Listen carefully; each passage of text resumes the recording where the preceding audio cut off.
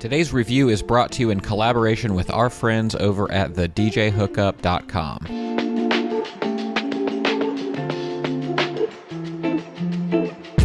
What's up, passionate DJs? Now, I've been talking a lot about high-end DJ mixers lately, and so that's why I'm happy to present today's mixer, which is the DJM-V10, which is a high-end 6-channel... You know what? I just kind of want to use this thing. Let's make a mix right here on Passionate DJ. Alright, now we're going to make a techno mix, as the V10 is very well suited for that sort of thing. I'm going to use these two middle channels for 2 digital tracks, in this case provided by Rekordbox software over USB, though this could just as easily have been 2 CDJs or some other software.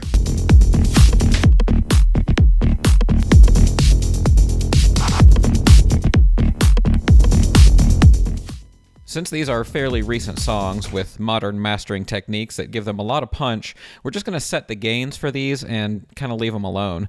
I usually try to land at the middle of the white lights or at about 6 dB at the loudest part of a song. That way it's nice and loud in the mix, but I have a little bit of room for error before the red light. Now, before we move on, I'm going to take advantage of the master isolator. In my particular case, I noticed I got a really great sound through my QSC speakers without a sub by boosting each frequency band just a little bit to, say, the 2 o'clock position.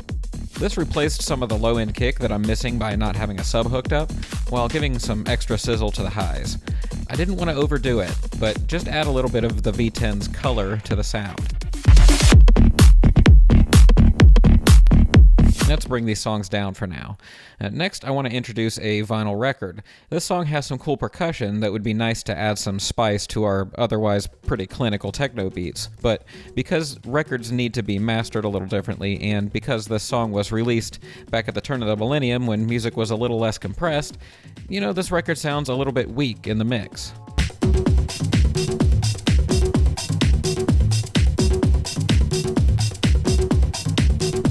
Well, this is where the V10's built-in compressor comes in. Now, compressors basically take quiet parts of the sound and make them louder, and when they're used correctly, they can improve the overall perceived loudness of a track. So instead of cranking the gain way up, I'm just going to get it kind of tapping the white lights, and then I'm going to use the compressor to bring it the rest of the way. I'm also going to increase the 2 higher EQ bands because this old record has definitely had that needle dragged across it many times, and it's lost a little bit of treble over the years.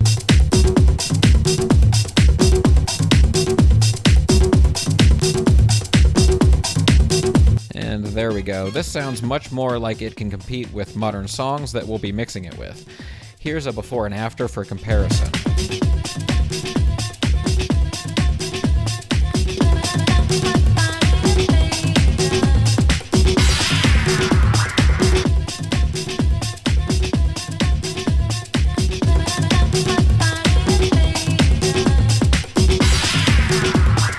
Of course, these things are always hard to tell once it's processed through YouTube, but I can tell you that in person it sounds much beefier.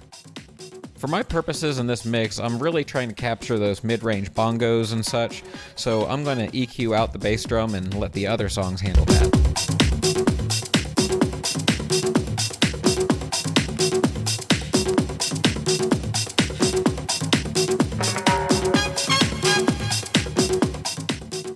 Now let's get really weird with it.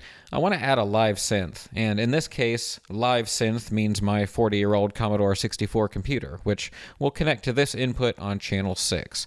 I'm connecting a single audio output split with an adapter to connect left and right on the mixer, so that means this is in mono, but we can add plenty of stereo width later with effects. Now with this sound source, we have an even worse issue than we did with the vinyl record. This unmastered sound source being pushed out of a weak sound chip, well, let's just say it doesn't have the cojones to keep up with these properly mixed and mastered songs. So let's take the same approach we did with the record, but just push it a little harder.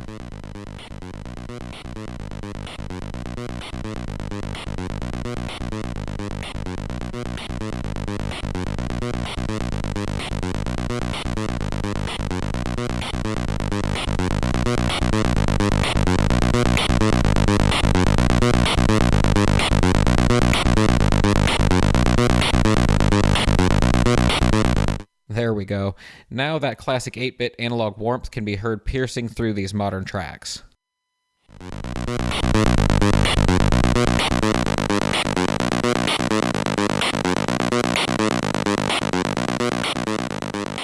Now that we have all our tracks ready to mix, let's talk about what we might do to them.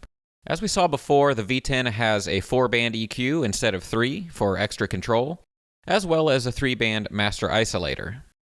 It also has a very robust and great sounding filter system. You can select low or high pass, the amount of resonance, and then apply it to any of the 6 channels or to the overall master output. With the resonance turned down, you get this really clean and crispy sounding filter, which is great to use as a mixing tool.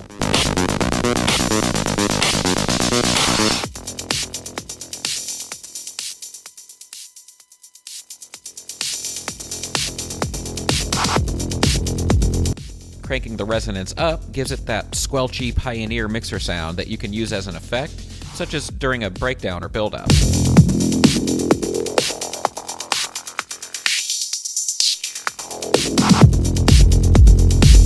Let's apply that resonant filter to our little synth line.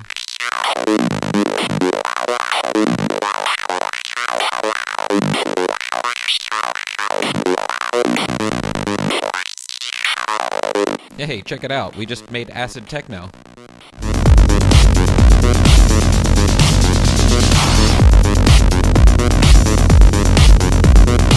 Okay, let's talk about effects. Now first there are the classic beat effects, as are found on most Pioneer DJ club mixers. Simply choose the channel that you want to apply effects to, turn them on with the big button, and adjust the level here.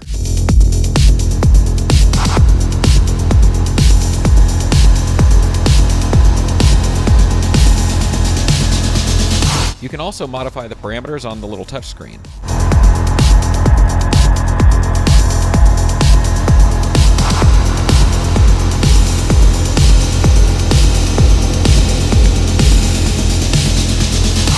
Ooh, this sounds like we could create our own little build-up. Let's combine it with a filter.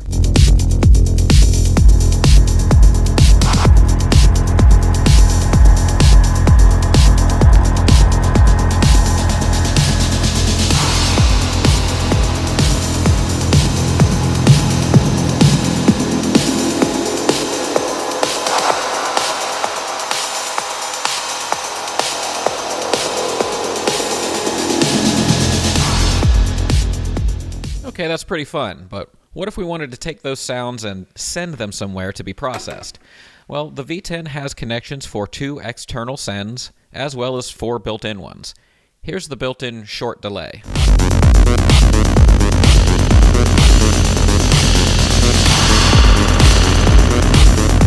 Now, notice how channel 1 is lighting up when I do this. That's because I assigned this to be a dedicated effects channel. The wet signal from all the sends get routed to this channel where I can manipulate it further. Now let's use an external send.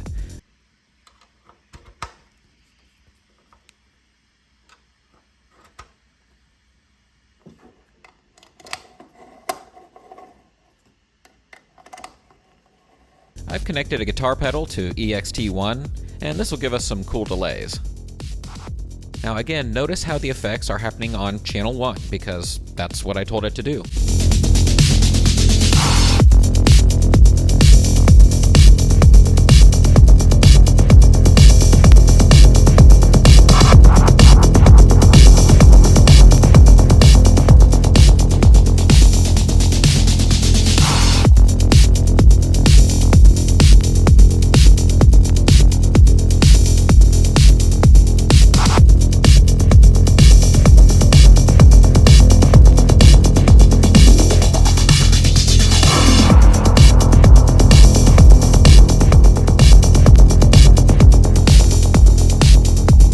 Now if we go back to our synth line and combine these delays with some filtering, well, we've basically just created acid trance.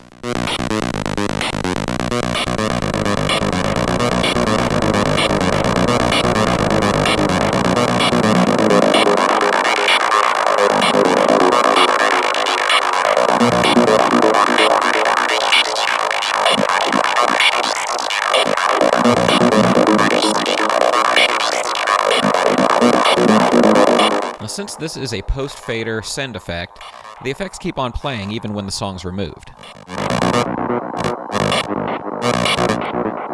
And of course, we could apply the mixer's built-in send effects to the synth line as well.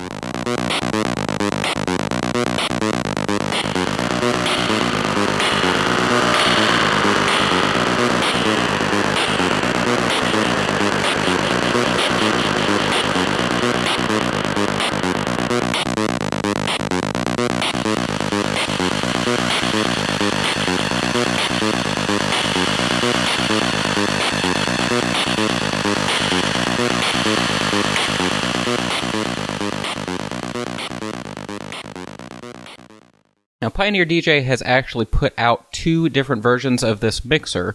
There's the standard V10, and then there is the V10 LF, which is the long fader edition. And through the power of ordering two of them, we're going to look at that today too. Which you already knew if you looked at the thumbnail, but let me have my moment. Now, the LF version of the V10 is just what it sounds like. It's a V10 with longer faders. To fit these 60mm widgets on here, they removed the Magvel crossfader and the switches to assign it. The curves have been optimized for this, and it enables great precision in your mixing. Much like a rotary mixer, it trades the functionality of a crossfader for the adjustability of each channel. And that's pretty much it. This is otherwise the same mixer, and it costs $100 more. If you're the kind of DJ who loves doing long, precise blends and never touches the crossfader, or if you have a dedicated scratch mixer, this might be the better option for you. Now here's my perspective on it. Honestly, I wanted to love the V10 LF. There's something about committing to a dedicated precision device that makes you feel kind of hardcore. But I'd personally choose the regular DJM-V10. After all, this is a major Pioneer DJ mixer with 6 channels and dual cue systems, and if I bought this, I'd almost certainly not be the only person using it. Even if I don't rent it out, which I'd probably consider, I'd still have DJ friends playing on this sometimes. I can't wrap my head around removing a major mixer function just to make the faders longer, because honestly, in several days of mixing on it, I never felt like I needed more fader length. Precision was never an issue. So if you don't need a crossfader and you're not a social DJ, maybe the LF is for you. And I love it in theory, but if you're choosing a Pioneer club mixer because of its industry standardness, I'd recommend the industry standard model. Now, regardless of the mixer you choose, I hope you'll decide to buy it from thedjhookup.com. The DJ Hookup is the sponsor of today's video, which really pleases me because they're also the highest rated DJ retailer online, with thousands of 5-star reviews that you could go read right now. They offer fast, free shipping, 90-day returns, and financing options. The DJ Hookup is staffed with friendly, knowledgeable DJs who will help answer any questions that you have in the little chat bar down below. They're also our longest running sponsor here on Passionate DJ, and they've consistently been one of our biggest supporters. So if you like to support the people that support us, then please buy from thedjhookup.com, because they sell DJ equipment to their friends. It's that simple.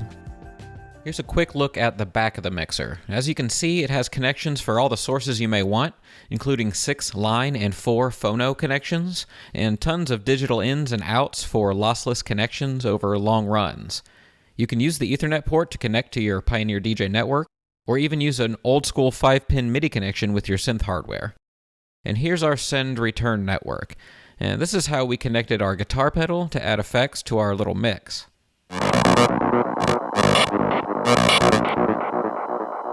You can connect 2 mics, and there are 2 ground pegs for turntables.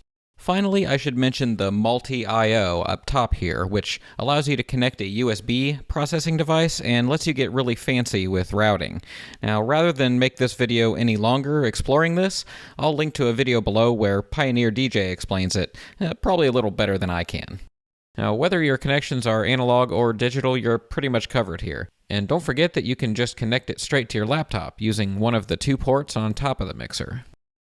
So now let's take a second to talk about the sound quality and character of the V10. First, the technobabble. It's got high-end 32-bit digital analog converters made by ESS Technology and by Asahi Kasei on the phono side. It uses high-performance mechanical relays to eliminate signal distortion, and it has 105 dB signal-to-noise ratio. And basically what all that means is that no matter what the source, the V10 should output rich, low-noise sound. It has a vibrant presence and it sounds powerful. I wanted to compare it to the Euphonia, released by Pioneer DJ's parent company, which I just recently reviewed. Link to that is in the description below. And so I set myself up with a little A/B test. I connected a separate laptop to both mixers over USB running Rekordbox software. I played the same song on each in sync and set them to the same gain levels. I connected both mixers directly to my powered QSC K12 speakers, which conveniently have two sets of inputs for just such an occasion. I made sure the master outs weren't being modified by the isolators, and that all the EQs and filters were zeroed out. Also, I know that psychologically we tend to prefer a louder sound at first, so I used this old dB meter to make sure each mixer was giving me a similar perceived volume. I made sure the track on the Euphonia wasn't being pushed into the saturation zone, as I just wanted a clean comparison first. Then I just listened back and forth, and when configured this way, in my own studio with these speakers, the mixers sound fairly similar, which is to say, very good. Look, when you spend about $3,500 on a mixer, it'd better sound good. But it was honestly difficult to tell if I was hearing any actual difference or if it was just in my head. Then I wanted to use the Euphonia's analog circuitry as intended. I pushed the levels up to get into some analog saturation and boosted the isolator bands a bit on each mixer. Then I rechecked my levels and my dB meter to make sure that they were still putting out a similar volume. And here I could notice more of a difference. Now it's hard to describe and it's very subtle. I think I heard a little more pronounced stereo separation on the Euphonia, and contrary to my thinking, I heard more clarity in the mid-range. There's stuff going on in there that's just presented with more clarity on the Euphonia when I was expecting more of a simple beefing up of the bass and treble. Actually, when compared this way, the V10 might have a touch more presence in the high end, where the Euphonia has more clarity in the mid-range. But look, whether it's because I don't have a properly sound-treated studio with high-end monitors or because I don't have magic ears, I had to listen really hard to hear these differences. I'm nitpicking for the sake of this video, but the truth of the matter is, with a blindfold on, I wouldn't be able to tell you which is which. They both sound great. Now, there are a handful of mixers you could compare the V10 to, and the most similar is probably the Allen & Heath Zone 96. Again, linked to my review in the description. Unfortunately, I don't have this in the room with me now, and I can't perform the same sort of A/B sound test, but this is another great sounding mixer, and it probably sounds a lot like a DJM-V10.